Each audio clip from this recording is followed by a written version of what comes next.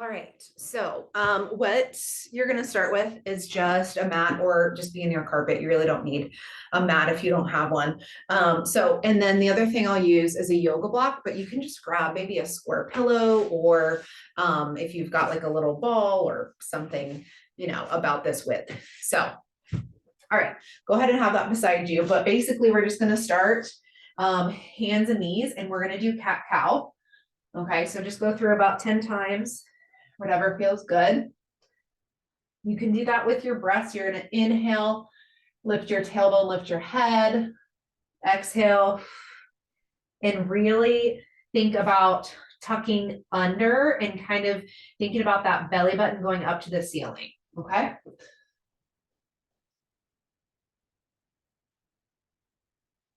A lot of times I see people do this wrong because they shift over their arms. What I want you to do is really shift back and really reach your back, those pokey points in your low back up toward the ceiling. Okay, so you're really, really getting that tuck of your tail and almost pushing back on it. Okay, so go through about 10 times. And then we'll go ahead and hit the child's pose, which is always nice just to kind of figure out how the hips feel and see how sticky they feel. Make sure there's no pinching. If there is, you can just kind of do some rock backs and kind of get that pinch out of the front of the hip. All right, let's loosen up your feet real quick. I'm going to have you tuck those toes under again and then do those rock backs with your toes tucked under. That's going to loosen up the bottom of the foot, which is going to be a game changer for reducing any extra pull on the pelvis that you don't need. Okay. From there, you can leave your toes tucked under and you're going to take one arm and you're just going to open up as much as you can. So don't push this if it doesn't feel right at the beginning, and just kind of let your body move as much as it can each direction. But what you're doing here is you're stabilizing on this shoulder. Don't be afraid of it. Just, I want you to push the ground away so that you're opening up this opposite shoulder to the ceiling. And then you're dropping that same shoulder back down toward the mat. Okay, so up to the ceiling and down to the mat. You can have this arm wherever you want. You can extend up and then reach through, or you can just do this, or you can go behind the head. All right, so both sides there. We're going to do that about 10 times. If you want to add the breath, which is useful, is you're going to inhale, open up, exhale, draw through, and you're thinking about drawing this free rib right here on that free arm down toward that opposite hip bone.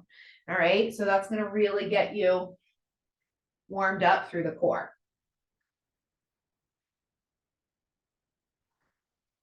Okay, so now we've got the breathing down. And what I want you to do here is keep those toes tucked under. All right, and we're going to work on some breathing. Okay, and so what we're going to do here is stabilization. So we've done the cat cow where you're getting that mobility of your spine and your hips. Now I want you to stabilize. So you know what? If you have a yoga block or a pillow, I want you to just go ahead and put it right on your back and come to what feels like the middle position for you. Okay, if you're overarching, that's not going to sit flat on your back. And if you're tucking under too much, it's going to feel like it constantly wants to fall down toward your tailbone. So put it right like along your belt line and just make a flat surface for that block or pillow to sit on. Okay, you can use your hand just to get set if you don't have anything that's going to sit real nicely for you. From there, you're just going to take a deep breath in through your nose and then exhale. And just think about that belly moving upward toward your spine. And so here I almost think of almost a harness kind of taking that belly up toward your spine. So you're doing that without that tuck. So you're keeping everything steady. You should hardly be able to see what I'm doing here, but as I exhale, I'm drawing that belly toward my spine. If you are not sure how to get that activation, I want you to just act like you're blowing out birthday candles through a straw. So it's okay. And you're just tightening almost like someone's just going to hit you in the stomach. And so you're protecting your stomach. After a couple of rounds of that, I want you to move on relatively quickly. Okay. So I want you to keep that, especially because your wrists might not want to be there. So always feel like you can go into child's pose for a minute, do some wrist spins if you feel like you're putting too much strain on your wrists. All right.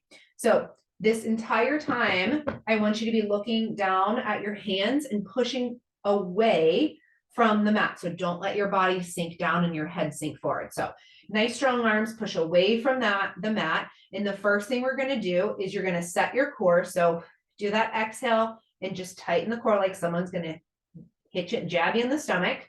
All right. And you're going to reach one arm, one leg out. There's a lot of different ways to do this, and we'll build up from here. I'm going to have you keep that foot on the ground, so you don't have to worry too much about what happens at your hips, but go ahead and reach the arm up toward your ear. Keeping that, you're going to do 5 repetitions and then relax. All right. Take a breath, wiggle things out, and then you're going to do that exhale, blow out the birthday candles, set that core, and then reach. All right. However your reach looks to you, obviously it's harder if you lift your foot off. So just go ahead and slide that back foot for now. You're keeping your head nice and kind of push away from the ground. Don't let that head sink down. Okay, just 5. All right, take a little break, come to your elbows here. Maybe do a little child's pose. Hey, it's pretty cool if that yoga block still sits on your hips. That works very well. The next thing that we're going to do is we're going to come up, and then we're actually going to take that yoga block and we're going to put it between your knees. All right. So now it's positioned between your knees. Your feet are still tucked under. All right. And we're going to do 5 repetitions of the knee hover. So you're going to squeeze that block. You're going to tighten and set that core, push strong through the arms. And then you're going to lift your knees for a count of 5, 4, 3, 2, 1. Relax, rock back for a break. Come back, shoulders over wrists, hips over knees. Exhale, lift. 5, 4, 3, 2, 1. Lower. 5, 4, 3, 2, 1. 5, 4, 3, 2, 1. I think we got one more. So you're going to do 5 repetitions. 5, 4, 3, 2, 1. It actually is helpful to count out loud because that just naturally gets your core going. All right, let's get off your wrist. I like to call this around the world. You'll see what I mean here, because now going from kind of belly down, you're going to go back down and belly up. And so now you're going to take this yoga block. Well, you know what? We're not going to use yoga block just yet. I'm going to have you go through some pelvic tilts. All right. And after you do just a few pelvic tilts, I want you to start to move into a bridge. So I'm going to have you do that by intentionally tilting your hips back and then rolling your spine up and rolling your spine down and arching, and then tucking tail under, rolling up and rolling down. This shouldn't take very long. You're kind of just finding that playful movement and just getting things warmed up a little bit. Make it playful. You don't have to count repetitions. Just do what feels good to you. You can even do some arm reaches or whatever feels nice. All right. Then here we get to the strength piece. So put that block between your knees. You're going to bring your heels as close as you can to your hips, but don't go crazy. All right. And all you're going to do, you're going to use your arms too with this, is you are going to exhale, blow those birthday candles out. So you got a little bit of tension in your core here. All right. So as you got that, then you're going to lift your hips all together. Don't worry too much about how that looks, but what I want you to focus on is instead of that curl up, I want you to just go hip bones straight to the sky. All right. And you're giving that block a little bit of a squeeze. We're going to hold for 5 and then relax. And then come back up, hold for 5. This is harder if you lift your arms up, but you can use them to press if you feel like you need a little bit of that extra support. And then relax. And then you're back up. You're only holding for about 5 seconds. And then back down. I'll make a note on the next one that you're going to do, give you one more extra cue here. and then back down. So you're doing 5 for 5 again here. This last one, what I want you to do is I want you to get to the top. I want you to hold. Now I want you to think about a pelvic floor contraction. And what that means to me is what I think about is from my pelvic floor up to my belly button. I'm almost thinking about there's a marble starting right here at my pubic bone, and I'm trying to almost get it to roll all the way down toward my belly button. Okay, so you're thinking about that pelvic floor lifting up towards your belly button. So you're going to hold that one a little bit longer, see if you can get to 10, and then come back down. It is completely normal to feel some tension around your back muscles, around your hips and your hamstrings, okay? So we're not going to go too easy because that doesn't help anything, that doesn't change anything. All right, last one to the around the world. And all I want you to do is try to go through this cycle 1 time. If you have more time, you can go through multiple times, up to 3 sets, okay? So that one on your back, it's a bridge, and you're doing 5 repetitions for 5 seconds. You're just going to try to max out that last repetition if you can, and really get your pelvic floor involved, okay? Hint, if you can get your pelvic floor involved in all of these, that's even better, okay? So you can give it a try once you get really good at these. All right, so now we're going to set up on your hip, knees bent. All right, so my knees are kind of bent like this so that the soles of my feet are about even with my hips. So just in line, okay? And then you want your elbow right underneath your shoulder. You also don't want to be sunk into that shoulder. You want to push the ground away. And I like to put my palm down on the ground to push away even further. Here, all I'm thinking about is setting up the back of my body up against, like I'm up against a wall. All right. And so from here, what you're going to do is you're going to set that core.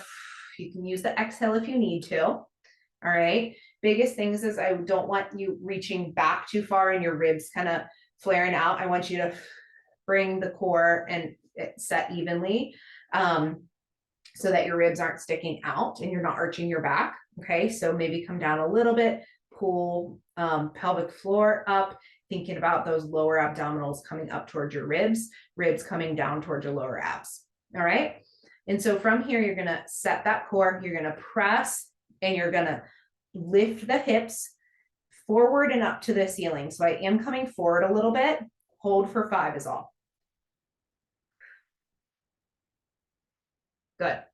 All right. I'll give you a different angle so you can see kind of what my hips do. So my hips are back, and as I press, they're coming forward, and you can see that nice straight line from my knees to my shoulders. Don't carry any extra tension in the neck than you need. Good. We're just doing 5 for 5. It should be hard. It's not going to be comfortable, but it shouldn't hurt. All right. So make sure you're using all the muscles that you have to support your body. I think this is 4, 3, 2, 1.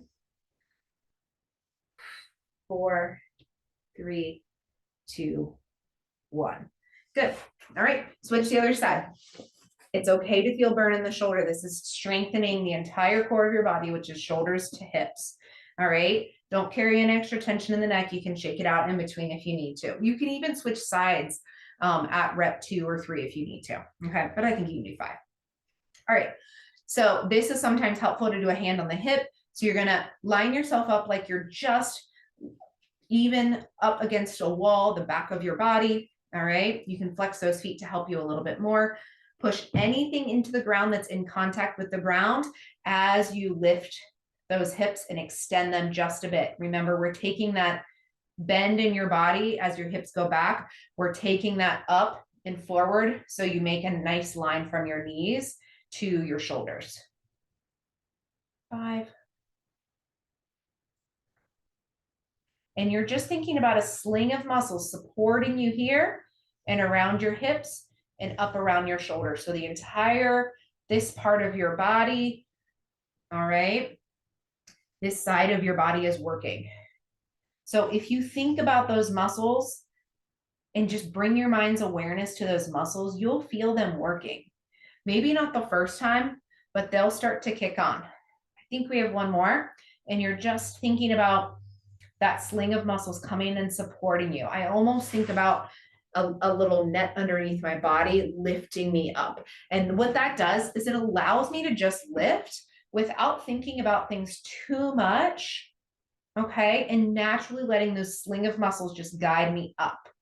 All right. If you're getting too nitpicky, it's going to be hard and you're going to be questioning where you should feel the burn or the muscle working or whatever it may be. Okay. So that's it. That's the around the world.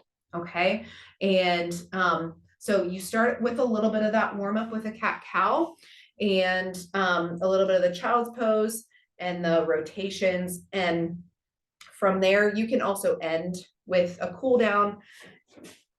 You can come back on your back. You can do some more pelvic tilts, some windshield wipers.